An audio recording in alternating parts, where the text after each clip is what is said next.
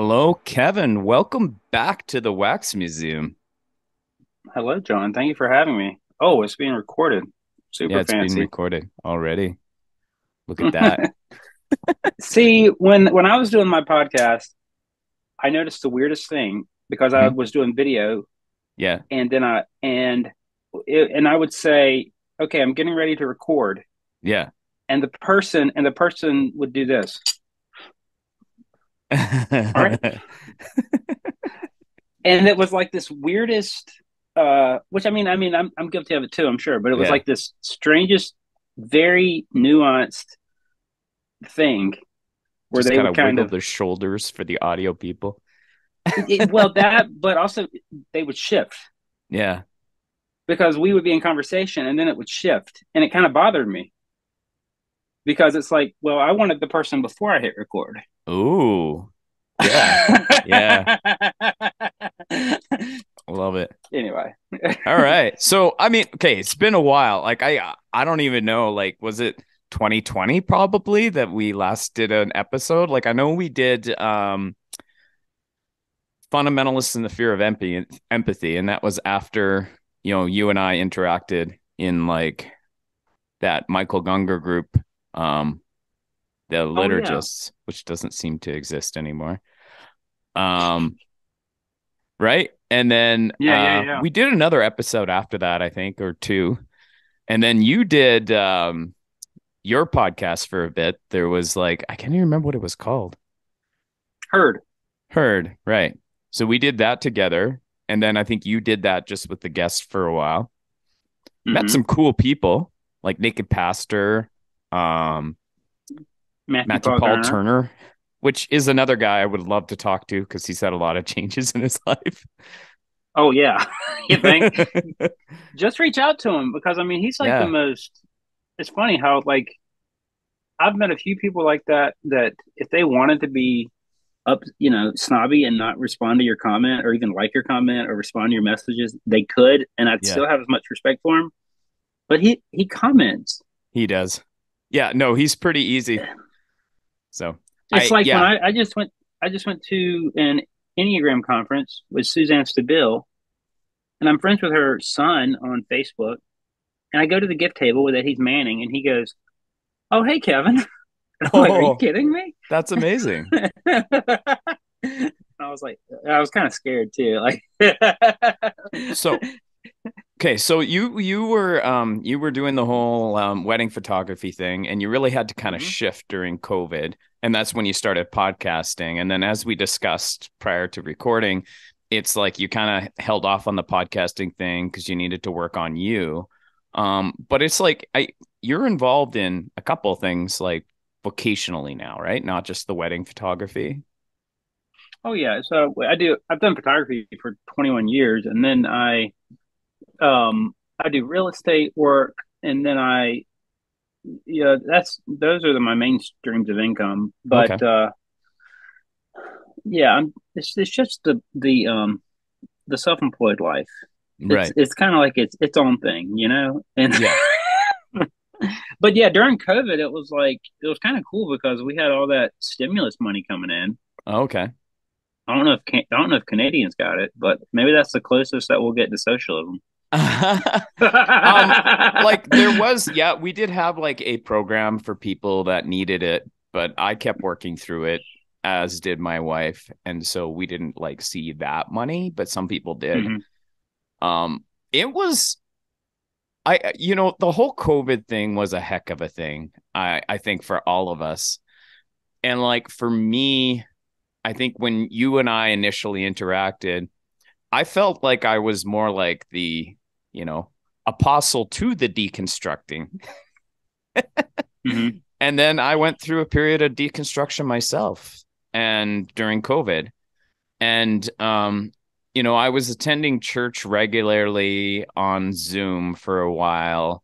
And then I just got disenchanted with the whole thing. And I think, like a big part of it was like kind of watching how, my church was always trying to take it to the nth degree. It's like, how much interaction can we have with our parishioners? And every time the regulations changed, they did exactly, as much as they could under those conditions, not doing anything above and beyond where it's like, okay, we're going to be extra precautionary with people's health. And the Hmm. whole time watching that, I'm like, this is a business. Like they just need people's tithing money. And I saw that kind of universally within evangelicalism, is that there were always like, well, there were like pastors are like, there's no substitution for in-person church. And I'm like, yeah, you're saying that because that's where you get a paycheck. And Hmm. just became more and more disenchanted with that. And Hmm. and so yeah, and so I think, it's funny because initially when we were doing Herd together, you had said, like, well, let's talk about the divine instead of using the word God because it may be triggering to other people. And I didn't really understand that. And then it's like now that what I've been through, I'm kind of like, I get that a lot of people just don't want to talk about God. And I shifted really from that to just being like, well, the Bible says God is love. And I'm like, so why don't we talk about love? Like, can we pursue love together? And I feel like that's a universal human thing that we can all pursue love together. And I'm far more interested in that than a lot of what, religion offers. So that's where I'm Yeah, at. I no, I like that.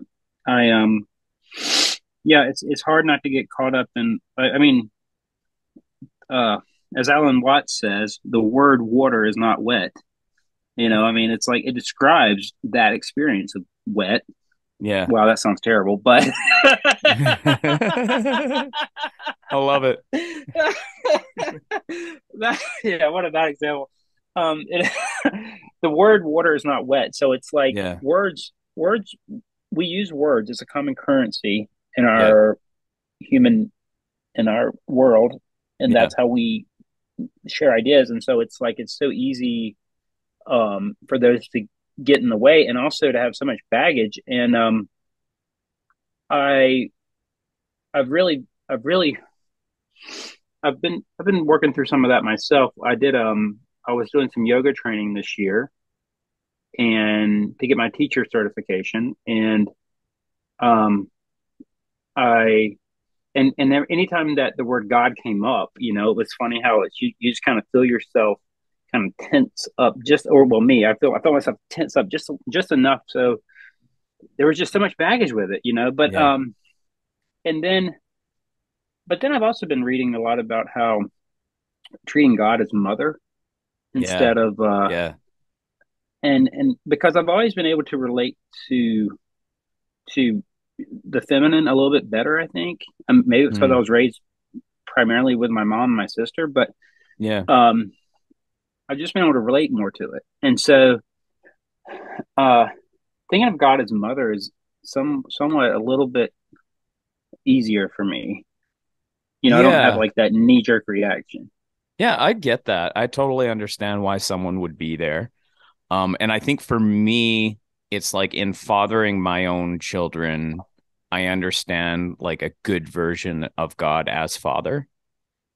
Um, and I like, I kind of look at it, I'm like, I would do anything for my children. And, if my children are ever estranged from me, if they're ever like, I'm mad at you, dad, don't call me, I would be like, okay, like, like I'm still here for you if you need me, but if you need to take a break from me, that's fine. And I have a sense that the father heart of God is the same way, where it's like, oh, okay, you don't believe in me? That's fine. That's fine. Love is still here for you. And in whatever way, I can bring love to you, I will. But you don't need to use those specific magic words to explain, to experience me. And Mm-hmm. I think that's kind of it too, is like it, when you talk about words, it's like you got to say the right magic words is essentially what religion keeps saying. But it's like, Mm-hmm. well, this is like the very essence of using the Lord's name in vain, I think, is where you're using all those magic words, but yet you're filled with hate and you're spreading hate. And that's so much of what's happening in evangelicalism, is in the name of being biblical, they're foregoing, like they're just ignoring what progress we've made in understanding of gender and human rights and sexuality. They're ignoring all of that because they want to be biblical. But it's like, and then you're using the name of love to do that. And I'm like, that's messed up. Mm. And I'm like, we can do better. Like, it's blatantly obvious to all humanity what love is until religion changes that. So it's like, can we just get back to love? Can we just love each other and understand each other, hear each other out, and try to understand each other's lived experiences instead of superimposing, well, this is what your experience should be. That's where I'm at, anyways. Yeah. Um, so I've gotten real big into. I don't even know what that means. Well, I'd really have a. I was hoping this was your ADD podcast because it would make more sense if I told people that I've been hyper focusing Ooh, on Ram Dass for a couple of years, yeah, yeah, I could see that. Yeah. and yeah, I can see that, Kev. Yeah, so he was a Harvard psychologist in the '60s. He got kicked out of Harvard. I guess maybe the first person to ever get fired from Harvard. Him and his co-worker co-professor Tim Leary. They got fired for, I guess, not using LSD, but like, I mean, LSD in the beginning was illegal, and then it became illegal, and then it became. I'm assuming this was around the time of like Nixon, and Nixon like needed to have a war on drugs, and I'm just Yeah. guessing it was lumped in through with all that. I don't know. I haven't read up enough about that because I didn't really care about that. I just cared more about what came after that. Yeah. And um, anyway, one of the things that he says is treat everyone you meet as if they are God in drag. Ooh. And that has been a Mm. very powerful teaching for me. Oh, that's Um, beautiful. because if I looked at it through like my upbringing and that lens, it would be, oh, well, just be kind to everyone. Or you think of the phrase of like, love your neighbor as yourself. Well, I feed myself, do I feed my neighbor? But Yeah. if we take it a step further, raise the awareness or the consciousness, and we think of it on a different level, it would be treat everyone you meet as if they are God Mm-hmm. and drag, and maybe they have something to teach you. And so what they say that bothers me, that gives me that reaction, that makes me, move my physical posture, my inner posture, that gives me that emotional trigger, whatever it is, what's going on there, and let me just sit with it. Which is his other phrase, be here now. Mm. And be here now, while it sounds a little like a catchphrase these days, maybe Sounds like it's Oasis. it's a very powerful statement. The more you the the more the more you sit with it, because Yeah. being here now means sitting, not not trying to work with it, as he says, but just sit with it. And Yeah. so, um, God No, and that's drag, huge. yeah, Like that it's really very is huge. huge. And I'm like, because I've been thinking, and I was talking to one of my kids about this too. I'm like, anxiety is when we're getting ahead of ourselves. And, Yeah. and it's like, and I do that all the time. And right now I'm kind of going through like this past week, I've been feeling a lot better, a lot more hopeful, just in time for me to do a therapy consult today.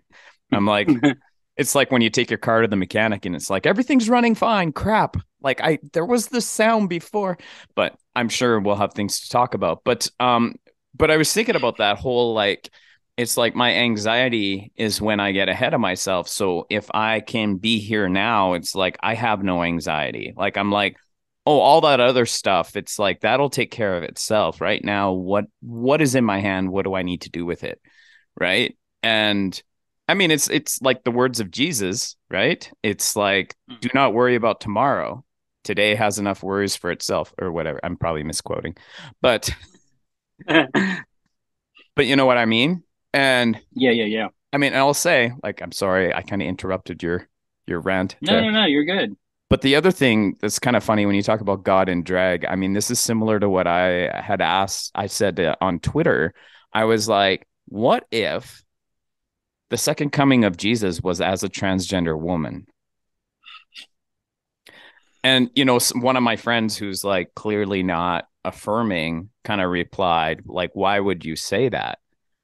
And I'm like, well, I think transgender women are the people that are the most disliked in our society right now, the most feared in our society right now. It would be very Jesus to come back as a transgender woman. Yeah, that'd be pretty cool. Mm-hmm. All right. uh, So, oh, yeah, yeah. let's finish this. No, I was going to ask about Pepsi. Pepsi, where's my jet? Because I know both of Yeah. us are like two ADD maniacs. That's exactly what I was going to do. I was like, so About that Pepsi. it's so funny because it was something I didn't even know existed till you messaged me. Oh, and I don't watch a lot of TV. I mean, I just because I have such a short attention span. But my sister Mhm. told me about it. Someone else Yeah. mentioned it, and I was like, okay, I'm gonna watch it, Yeah. and I'm glad I did. So you wanted to talk about like kind of like the David and Goliath aspect of it? Well, yeah. Well, I don't know what it was about the show. I think what it was his friend that was older than him that fronted the money. Yeah. Yeah. Um, he really intrigued me. I liked. Okay, there's the story, but then if you step back from the story and you look at all the components, you Yeah. look at um, the guy that fronted the money, Yeah. and I guess we could talk about it without giving it away. Yeah. Yeah, Okay, absolutely. um, the guy that fronted the money, Yeah. and how I love the. I think my favorite part of him was that. See, I saw him as such a strong presence spiritually because, well, for one, he talks about his time in India. He talks about life being short. He talks about Yeah. how he's just he's very just like I want the adventure. Like he was reminding me he's Yeah. probably in Enneagram 7. Yes. Um, Yes. and he was willing to upfront the money and put himself on the line because he liked to fly under the radar. He said, but Yeah. what really intrigued me is when things started to get potentially messy. He said, Yeah. "I'm out." Okay, and what drove Michael Avenatti, or however you say it, Yeah. and they even talk about this in the documentary, is that I found it so intriguing when he mentions that growing up, he tells the story of his father. Okay, that had come home from work after working like 80 hours a week or something crazy for this corporate company for like 20 plus years. And his dad just collapses on the ground and cries because he had been fired. He had been let go Huh. from this company. And at that point, Michael Avenatti says in the documentary, I made the decision that I was going to, you know, I guess um, make them pay Hmm. the the proverbial culture of corporate America, I guess. Yeah. Um, and I see where that drove him in the story of Pepsi Where's My Jet, but then looking at it now, the fact that he's facing what like federal prison or federal he's been indicted or whatever, I don't know. Um, we see where that's led him now. Yeah. And I thought the whole story was just incredible from that perspective. Dang. Yeah, no, that's a valid point. It's like he's that Michael guy, Avenatti. Mm. Um, Yeah, he however you say it. really driven by hate. And it's like that's where that leads you. And then that guy that fronted the money, I believe the first time you're introduced to him, he does the Pepsi challenge and he says they both taste like shit. Oh, yeah. I mean, he had me Yeah. right there. I'm like, this guy's interesting. Well, I was trying to watch it with my kids, and then Yeah. I quickly figured out, no, I can't do that. But I mean, that's the system that we're in, values the wrong things, right? It's like profit at all costs. And it's interesting how like the very people that rail against capitalism, like the Bernie Sanders and maybe Mhm. the Ocasio-Cortezes, are people that benefit from it anyways. And that's kind of the perpetual thing. Like all these celebrities that say they're against capitalism, it's like they're all benefiting. We're all benefiting from it. And so at some Mhm. level, it's like we're not like people, the perception is that it's like if you're against capitalism, then you must be pro communism.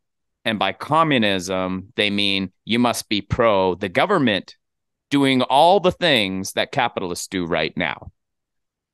And it's like, no, like it's just like this binary thinking, right?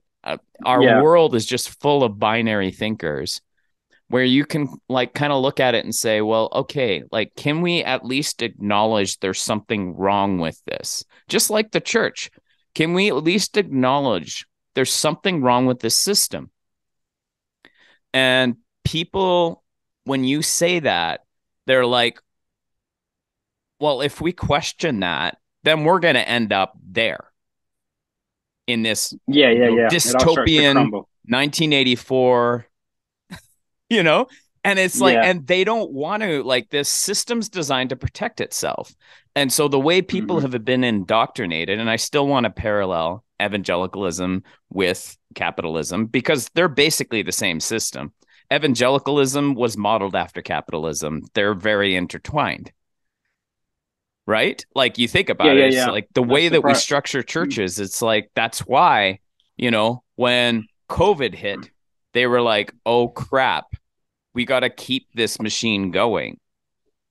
And I remember somebody, like, I actually asked at one point, there was somebody talking about, like, um, about keeping a church going. And I said, well, what if there wasn't money involved?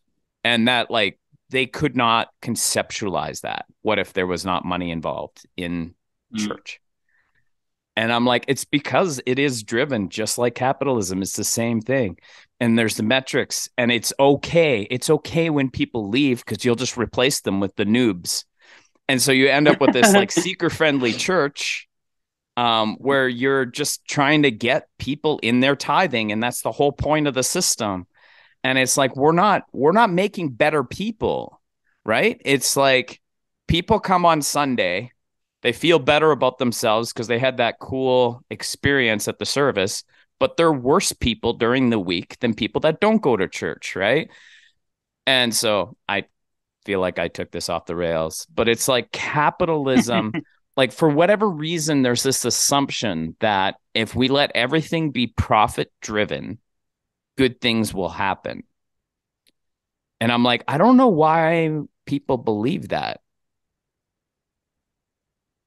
And I mean, there's Yeah. all It's these myths yeah. that people believe. I mean, it's the same thing with freedom of speech. If we just give flat out freedom of speech, no restrictions, it will lead us to a better place. And it's almost like an evolutionary way of thinking of things, survival of the fittest. And somehow survival of the fittest will lead us to like in a positive direction. And I just don't believe that. Like, I think that we need to, I guess, I'm not even sure. I'm not even sure what we need, but that's not it.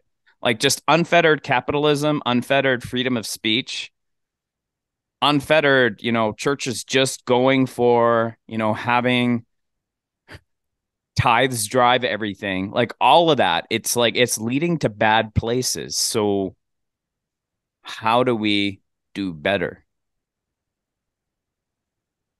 Yeah. There's for sure a tension there, and it's I think for me it's learning to rest in the tension because Mm, the tension is usually what we want to get rid of, either like in our own personal lives and also on a larger scope. Um, there's tension and there's trust, and resting in the tension and trusting requires um, a huge amount of faith and letting go. I would say Um, pain tolerance too. Like cognitive dissonance is physically painful. Science has proven.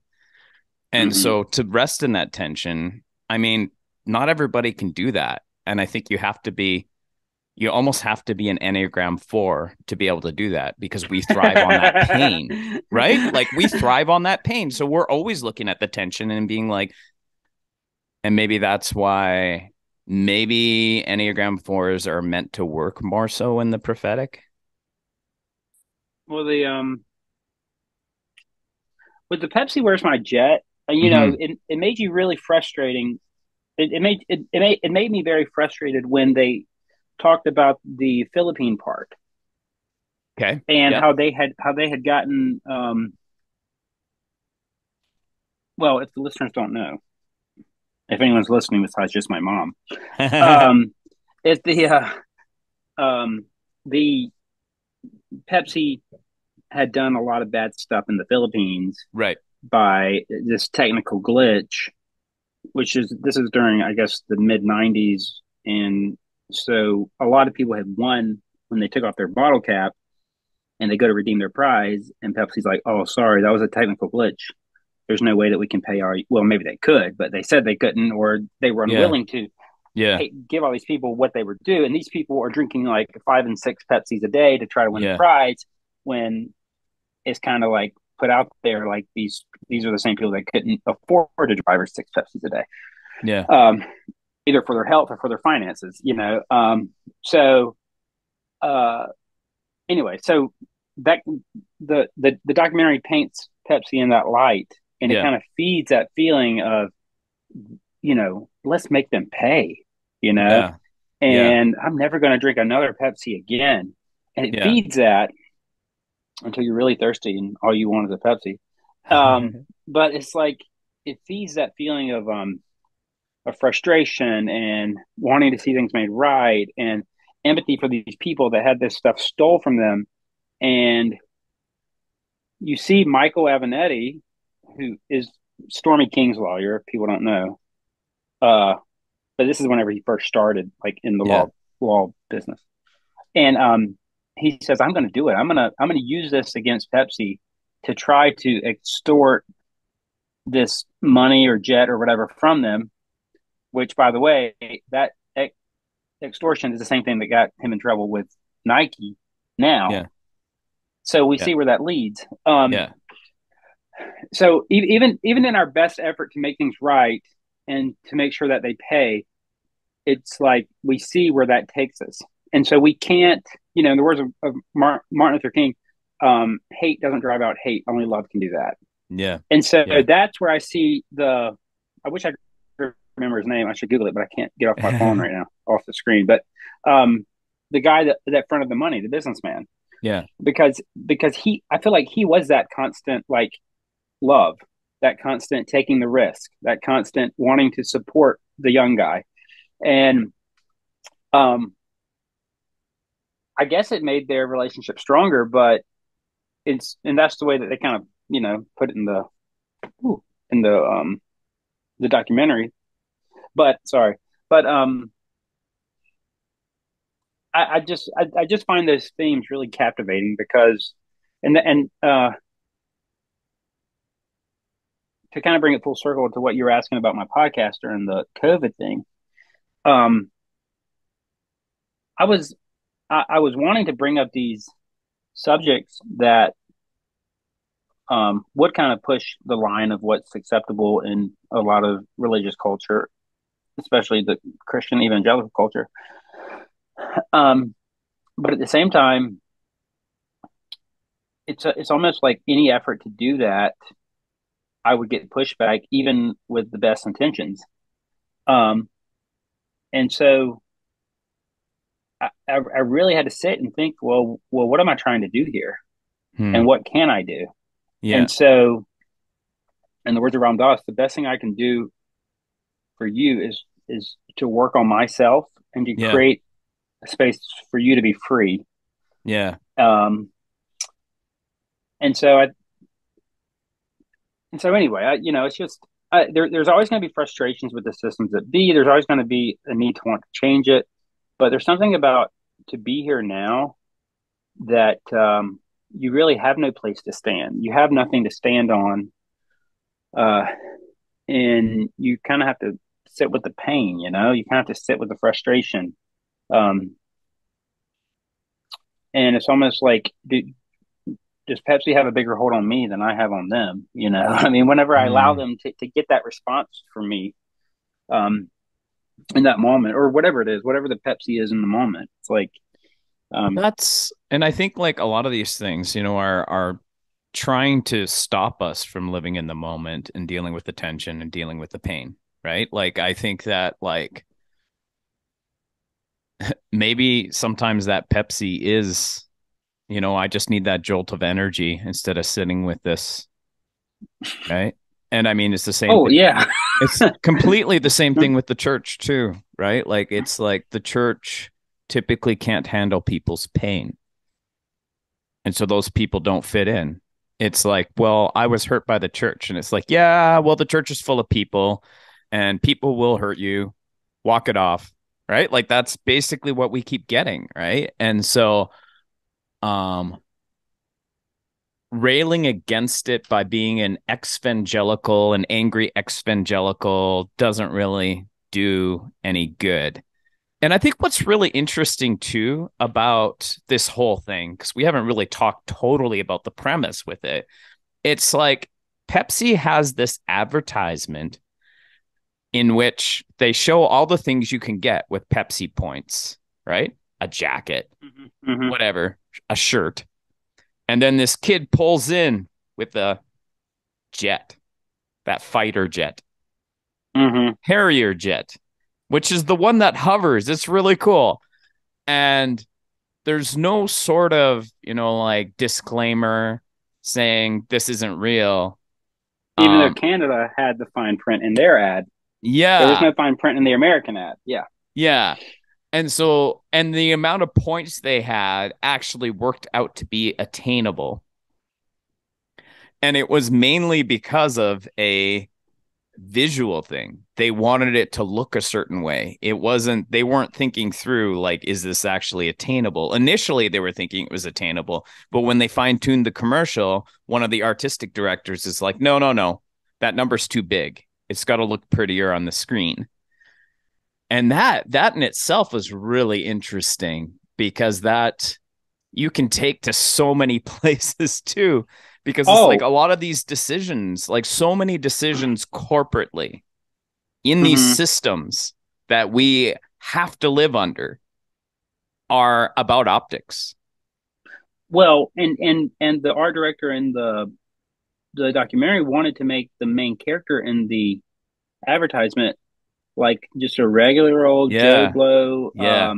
He and the way I understood it was almost like a little overweight, kind of a little bit of a nerd, reject Yeah. type, and so they wanted to show that he could be cool with all this Pepsi gear and Yeah. have a Harrier jet at school. So what that Yeah. tells me is good marketing kind of disrupts the piece because peace is not very profitable, you know. Mm. And so, but problems are. So you have to create a problem to create Yeah. the discord, the conflict within the person, within the system, within the thing, and then you have to present the solution. Yeah. And so that's what they did beautifully in the advertisement is they took this is they made this image that everyone wanted to be a part of, and the main character in the documentary fed into that. And so, talking about disrupting the here and now, one thing I was thinking about is I wonder if he regrets like like looking back because it lasted like maybe like 5 years that he went through all this. Yeah. Do you think I wonder if he regrets that huge disruption in his life or if he's like it's just you know it's just part of it's just part of the game. It's just part of my life and what I had to do. You mean the artistic director? No, the main character that was even going after the jet. I mean, like The let's guy that say was that going he after the had jet. Yeah. yeah. I mean, because that took a good amount of his you know energy for five let's just say 5 years of his late teens, early 20s that he could have been doing other things. And maybe he was doing other Yeah. things, but I wonder if he just sees it as a complete distraction and a complete uh, distraction. Is that what I just said? Complete distraction, or if he sees it as like, well, it was just all just part of what I had to do in life. I think at some level, what I got from it was like I created this disruption. It made me a Mhm. big name, and I think it showed corporate greed for what it is.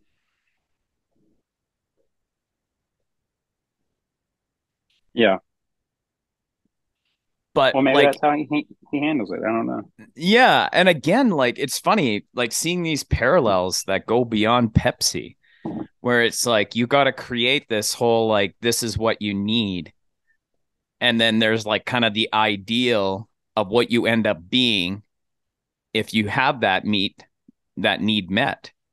And that's true of capitalism and it's true of the evangelical church again, right?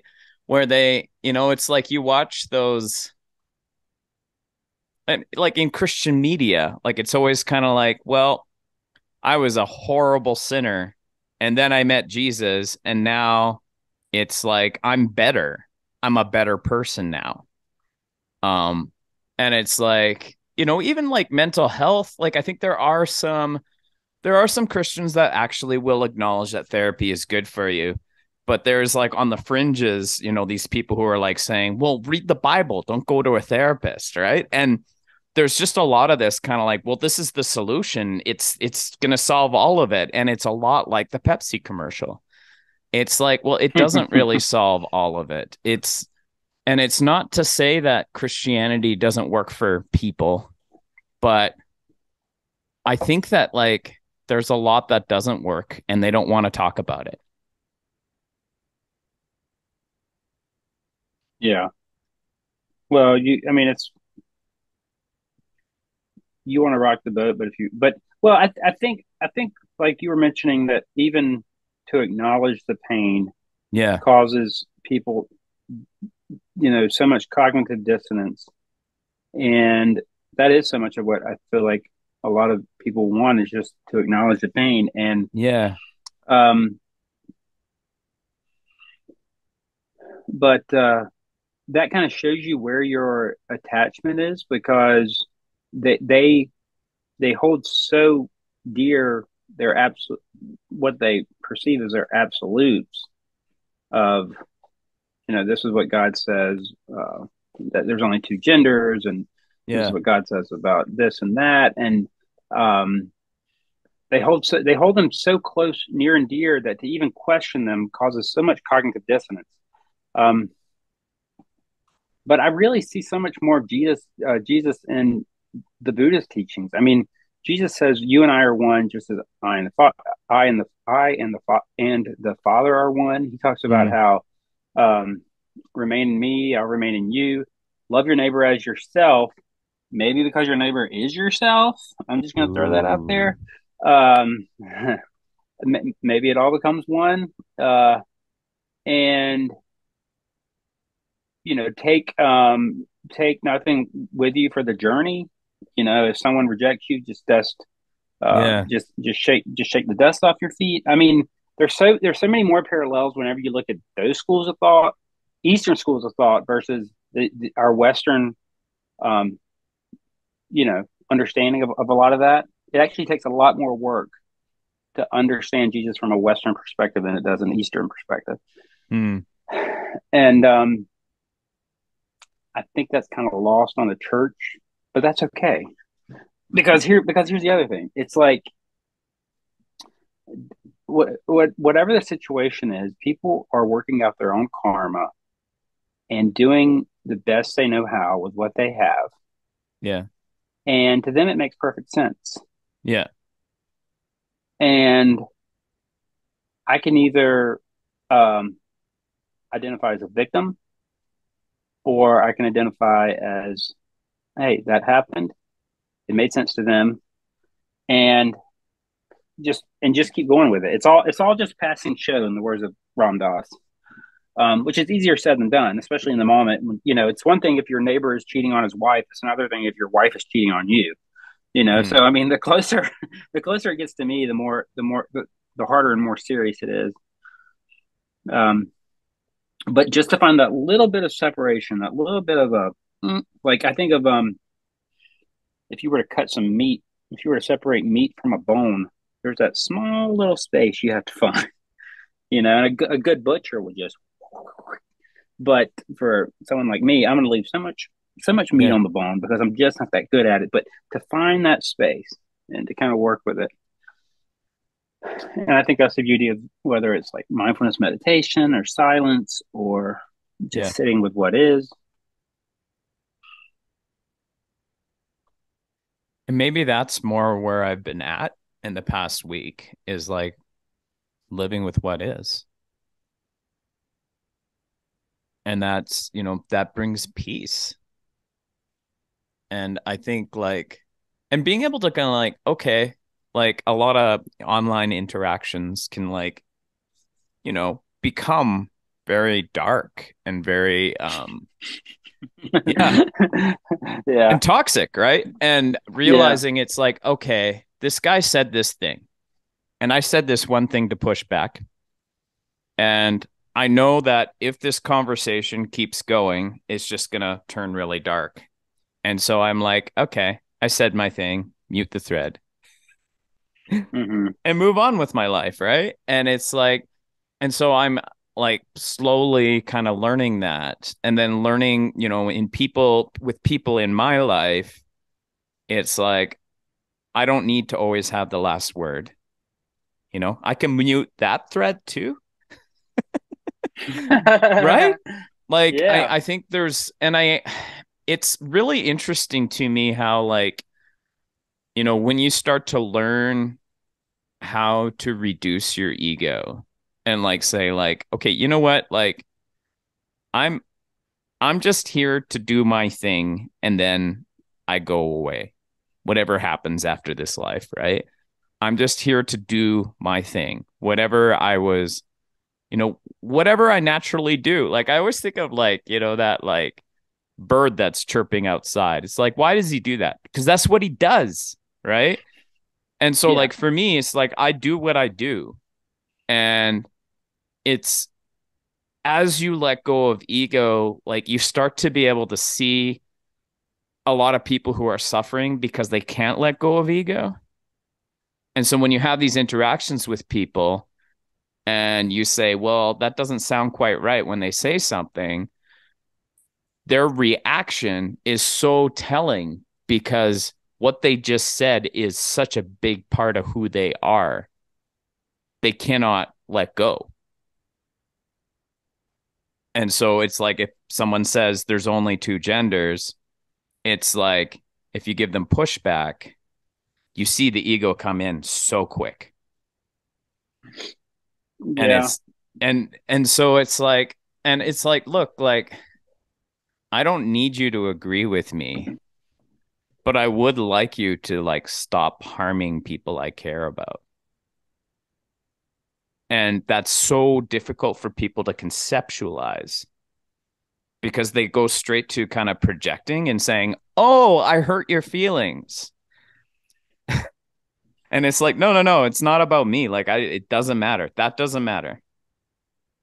I'm actually, and I guess like part of it too is, and maybe this is what I need to work through, is kind of my hero complex because I'm like, well, no, I'm standing up for these people. And it's like, okay, but did those people ask you to stand up for them? And it's like, mm, Yeah. Um, Ram Dass has a quote that I uh I have no right to take away another person's suffering without their permission.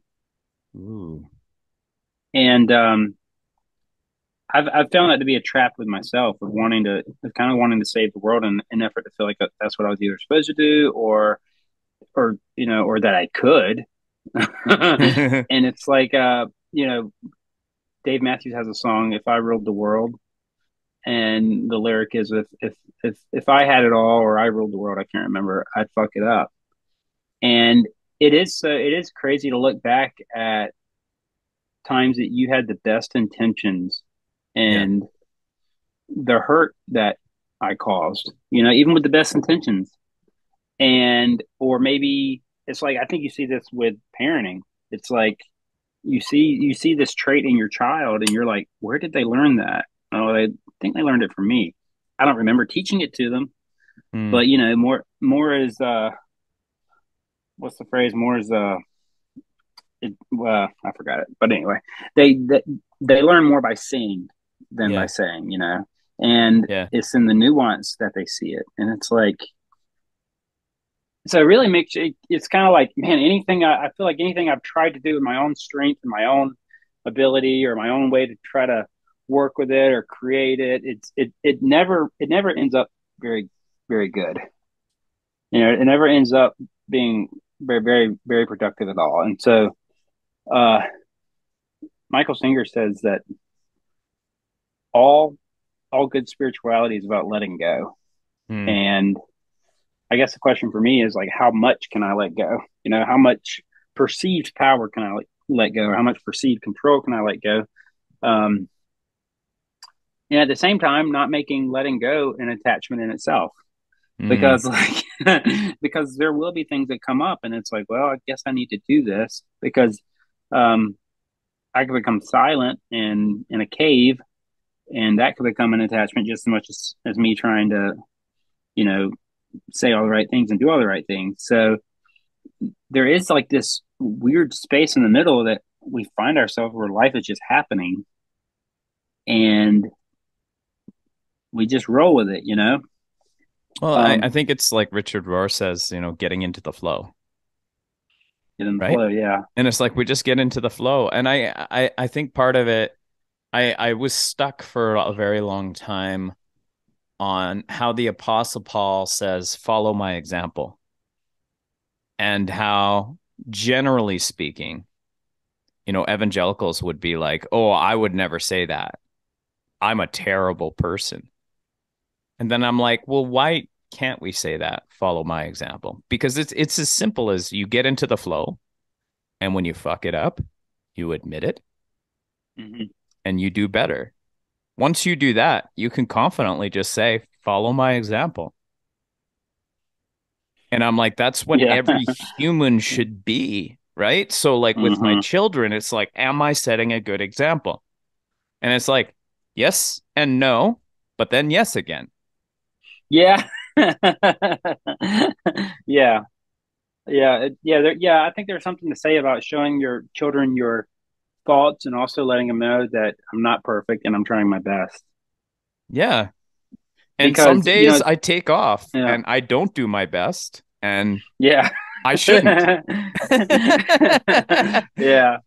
But it's like I just feel like I I think it just seems to me that there's very few people who are actually evolving. And it's like, what's keeping people from evolving? And I think maybe it is these systems, right? Um, People that are just driven by whatever success is, whether it's spiritual success or monetary success. It's like if you're driven by that, it's not real. But I mean, they have to see that for themselves, and it may Yeah. take time, and it may take, you know, according to the Buddhist teachings, it may take many lifetimes. Mm, You know, it's like Ram Dass says, send them around again, Sam. Like, mm, you know, we learn, and then let's try this again. And I mean, from the Buddhist perspective, we, well, Alan Watts puts it as if you could dream any dream, what would you dream? And in the beginning, you would dream every beautiful thing you could think of, every, you know, beautiful trip, and everything you could get your hands on that you think would be enticing and enjoyable. And after a while, that would become very boring. And then you would say, well, for this dream, I'm just going to I want to throw in a few surprises for myself so that it'll just keep it more fun. And eventually, you would get so lost in the dream that you would forget you were dreaming completely. And he says that's kind of the predicament that we're in. Like, this is a dream. We're lost in the dream and we're trying to wake up. So, you know, the fact that I'm still here and the fact that we're even having a conversation means to some degree I'm still lost in the dream, you Hmm. know, and jumping off a bridge doesn't fix it because from that perspective, you're just going to be back here again anyway. So it's kind of like uh, we wake up to the fact, and then we wake up some more, and then we see it from a different perspective, and we see, well, I had to go through that. I had to go through the Pepsi experience to realize that pursuing this thing that's much greater than me, or pursuing this jet, or whatever it is, was only going to lead me this far. And I love getting back to the documentary. I love the note that they leave it on with the two friends remaining friends, Yeah. Yeah. and it made their relationship better. Yeah. And I don't love that Michael Avenatti or anybody is potentially going to prison, but I think it's very telling that we you, we see it in the Pepsi story. He tells us where it begins, and we see where it's taken him. And I don't know if he's going to figure it. I hope he figures it out. I hope he gets free. Maybe Yeah. it'll take prison. It might take another lifetime. We don't. I don't Yeah. know, and I Well, have to be okay with that. that is so interesting too. Like there's a actually it was Matthew Paul Turner was talking about this Netflix series. Again, something I would never watch. Surviving Death. And I watched Mm, the entire series. And um it really talks about like um near death experiences and things like seances and all these different things involving communication after death, and between like the belief in heaven, the belief in reincarnation, and all this stuff. And I felt like the common theme with all of this, whether it's ghosts or whether it's reincarnation, it's like the way that you become a ghost or the way that you become reincarnated is if you have unfinished business when you die. And I was like, I intend to not have any unfinished business. That's how I want to live my life. There's going to be no unfinished business. And it's like, okay, that person did that thing to me. Okay. How do I work through that? Because I'm not supposed to have any unfinished business. there's a story of some famous monk or saint, or maybe just a story. I guess I don't know who it was, but they uh, they were dying, and they had done so much of this work, this inner work, Yeah. and right before the moment of death, I guess they're looking out the window, and a beautiful deer goes by, Uh-huh. and they say, "Beautiful deer," and they die, Hmm. and they come back as a deer because it was Oh, that really? because it was that mild attachment at that moment that and so I don't know. It's Interesting. fun to it's fun to explore those ideas, like Yeah. um, the power of our attachments, the power of beauty. And then there's another story of a saint, monk, spiritual person, I don't know, who would always ask his wife what was for dinner, and she was embarrassed by the question because he wasn't supposed to be concerned with what was for dinner. That was not the person of his class or spirituality wasn't supposed to be concerned about food and things like that, um, or at least admit it, I guess. Hmm. And it was embarrassing around her friends and all these things. So every day he would ask, and then they would have dinner, and I'm sure it was just this understood like frustration between them. And then one day he didn't ask, and that's the day he died. Uh, and so the whole moral or the whole theme of the story is that it was that one attachment that was keeping him here on this plane. And, huh. and we think of the words of the Apostle Paul. It says, for me to live as Christ and die as gain. And we think about the thorn in his side, and you think of how it was put there. I wonder if it was put there to keep him here on this plane, Hmm. to keep him here in this, because it's our attachments that really keep us here. That's in like every form of the word, you know. Interesting. Um, but yeah, something to kind of mull around. Well, and I guess like I like the idea of my attachment just being love. And there's Yeah. like, and this, it's like love is just incredibly comprehensive. Because even when you talk about the deer, it's like, I will admire the deer. It's like admiring beauty without wanting to exploit it. And I'm like, I'll be on TikTok sometimes and there'll be like a beautiful woman wearing whatever that's really interesting. Or not, whatever. Yeah. And I just kind of look and I'm like, well, that's beautiful. And then I'll keep Hmm. going, you know? And it's like, that's my higher self will do that. My lower self will linger longer and then maybe go down a rabbit hole, right? And that's where I'm like, okay, well, I want to stay in that space where love is guiding me, where, I can admire beauty without wanting to exploit it. And I mean, and that's not to say that, like all sexuality is bad, but it's like what is a good sexual expression and working through that because it's like even within a committed relationship there is, potential for exploitation. And it's like I can enjoy that beauty. I can enjoy that moment without trying to exploit. Yeah. Am I looking for the other person's best interest, or am I just looking for my own, selfish gain? And I Yeah. mean, like, there are moments where it's good to have needs, express them, and be satisfied. But it's like there's a point where things become exploitation, and we got to make sure we don't cross that line. And I think like consent is such a massive thing that I've, been obsessed with for so much, like for quite a while now. And I mean, it was fun to do like, I had Jonathan Foster on to talk about the theology of consent and talking about how God is consensual. And I'm like, that's a beautiful concept because that's very different than the whole like, I'm doing what's best for you, whether you like it or not. Right. Instead, it's like love is consensual, God is consensual. And that's a space that I'm like, that is a really cool space to be in. Yeah.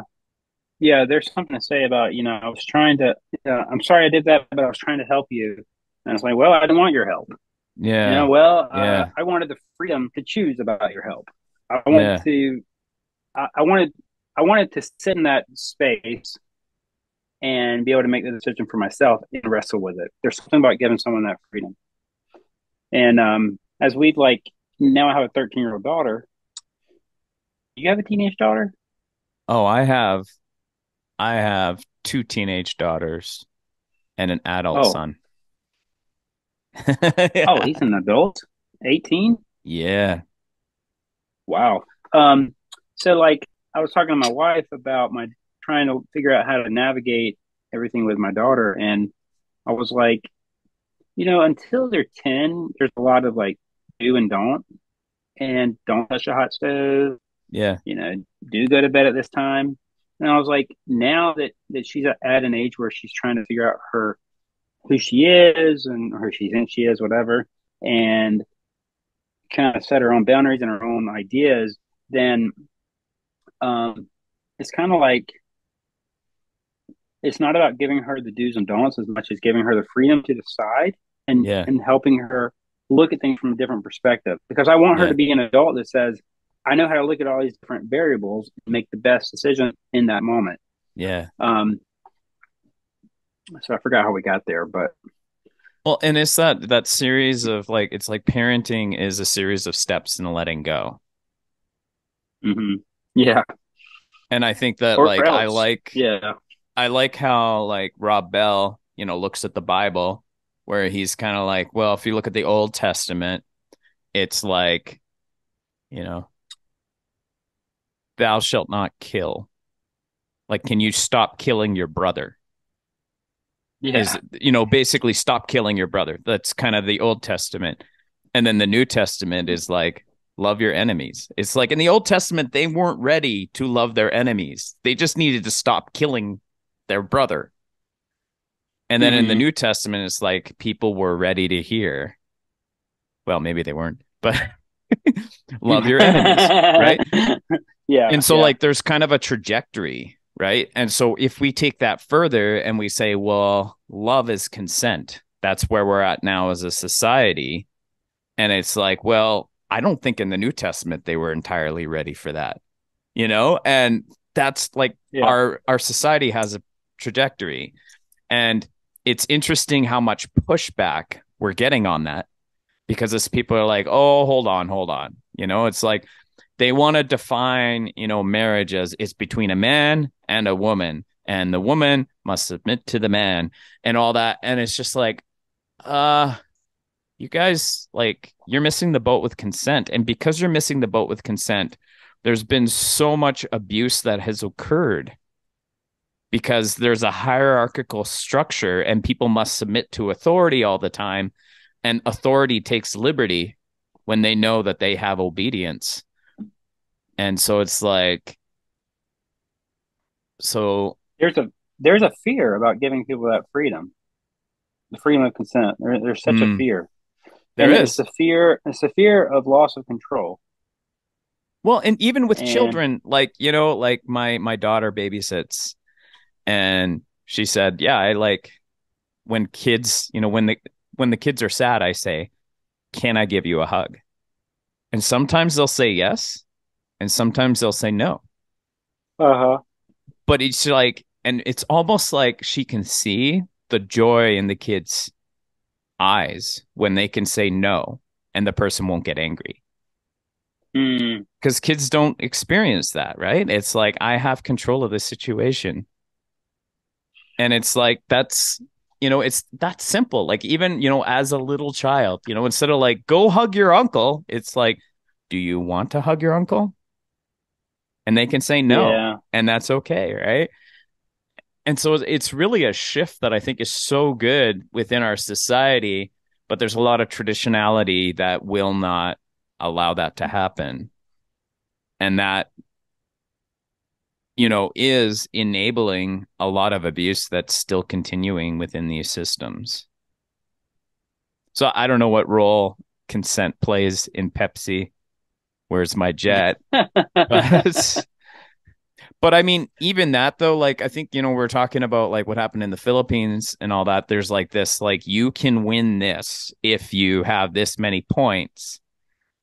And it's all misrepresented because they're like, oh no, that was just a glitch. And it's like you're not delivering upon what you promised. And people yeah. consented to the contest, but they consented under false pretenses. There we go. See, still ties in. I'm not that ADD. Well, no, no, and it ties in also where whenever Pepsi did make an offer to the kid at the time, Right. and the businessman said, um, "Hey, it's up to you. Whatever you want to do." He didn't Yeah. try to push him in either direction. I love He that said, so "If much you that he want to said take the it's up money, to you. take it. It's up Yeah. to you." And so Yeah. those are like the really spiritually mature themes that I saw from him that I just Yeah. thought were really beautiful. Because Yeah. I'm sure, I mean, he had good money and he knew what to tell the kid that would, you know, um, and I'm sure he could have made a good case out of it. And we may not know what would have come, you know.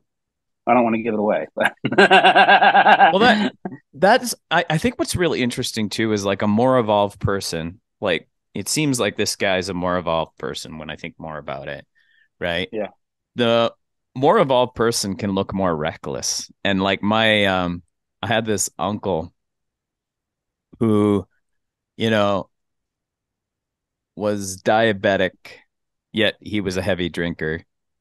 And, you know, he did drugs. He would tell me about having cocaine and stuff, doing cocaine and stuff like that. But something I found really interesting was when he had conversations about him or with him about, his past. And he's like, yeah, so that happened. Like he had like this boss that he was working for that all of a sudden just like flipped and fired him and kicked him out of his house that he had supplied him with. And there's all this stuff, or his truck would get stolen. And my uncle would just be like, so that happened. And I don't know if it's like that kind of Enneagram 7 kind of yeah, mentality, yeah, yeah.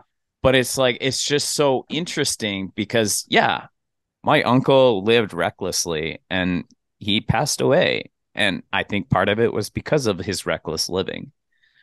But I also think it was really cool how he didn't seem to hold a grudge against anybody, even though there were many things he could have held a grudge about.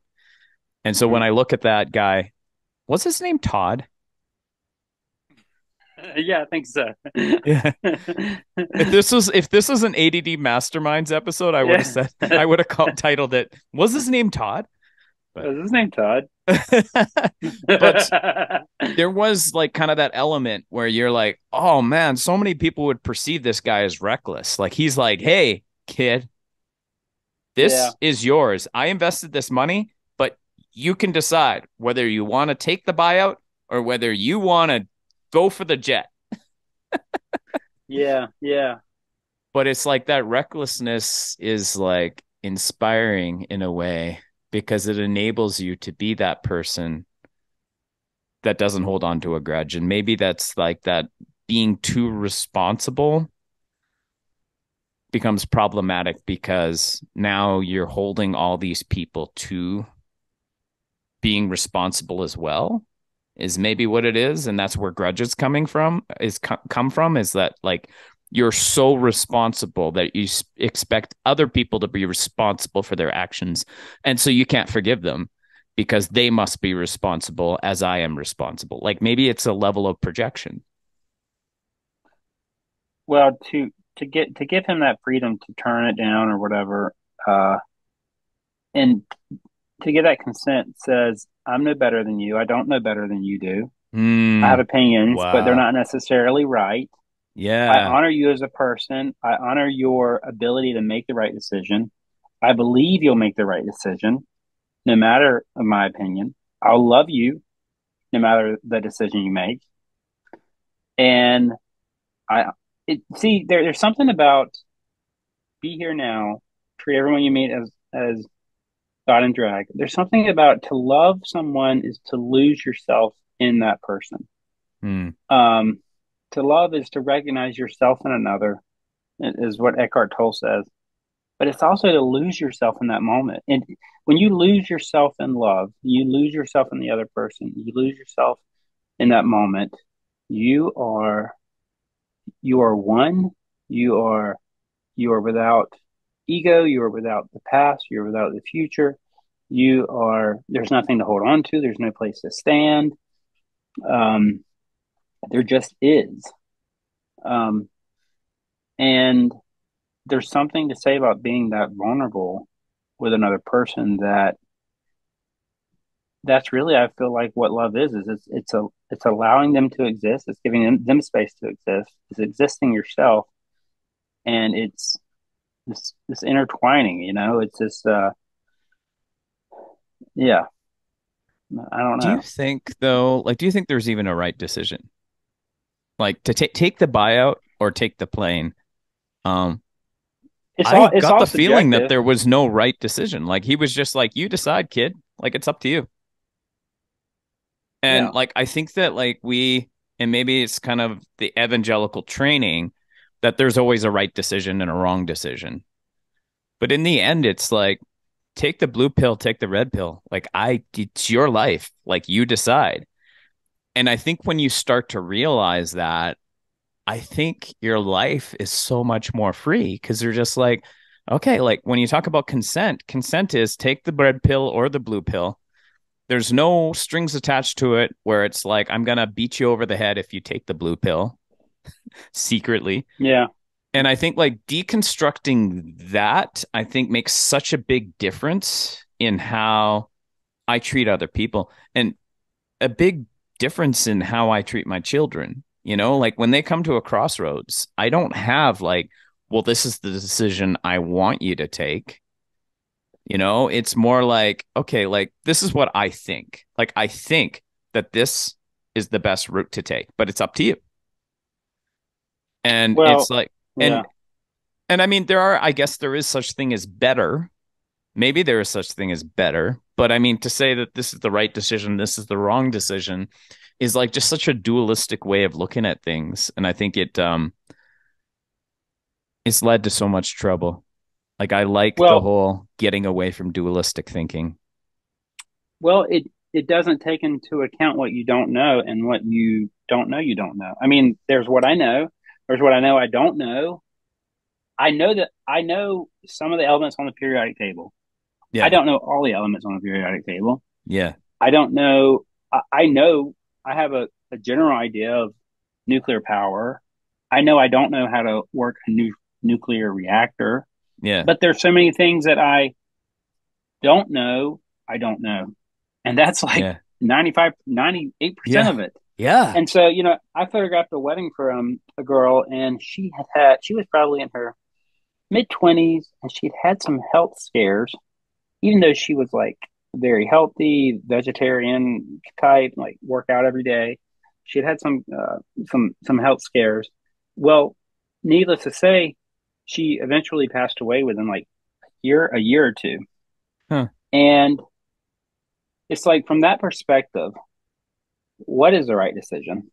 And you're exactly right. Is there a right decision Yeah. regarding what you do with your life and how you do it and when you do it, Yeah. and how much of it is me just you know doing the best with what I know in that moment, but also being kind to myself and not letting myself not beating myself up for the decision I made, because that's just, I mean, if there is a definition of hell, it's got to be something to the degree of worrying about the past and fearing the future. I Yeah. mean, Yeah. Absolutely. Well, and that's, I remember when my kids were little. I don't know why we talk about death so much. Maybe it's a Christian thing, but it's like, my kids are like, well, if this was your last day on earth, what would you be doing? And I'm like, what I'm doing right now. And I'm good like, for you. and I think part of it is like having a near death experience. You realize like it puts things into perspective where you're kind of like, all right, well, would I be okay with this being my last day? I'm like, yeah, yeah, today was pretty good. And it's like, and it's Yeah. not, I guess maybe like it's good to have ambitions, but it's just kind of like, well, I see a door that might open. And, I'm happy with the way things are right now, but like I might take that opportunity. We'll see. Or, a meteor could hit the earth and we could all die, and that's okay too. Yeah, we'll deal with that when we see it coming towards the house. Yeah. Mm. Well, this was fun. Like it's Yeah, it, it's thank you. interesting how like kind of the conversation just kind of like veered all over the place with this topic. Pepsi, where's my jet? Did we miss anything that you wanted to talk about on it? Oh, no, no, no. I don't know, for whatever reason it made me think of you, and I just loved Yeah. all the themes in it and the parallels, and you know. I know. And yeah.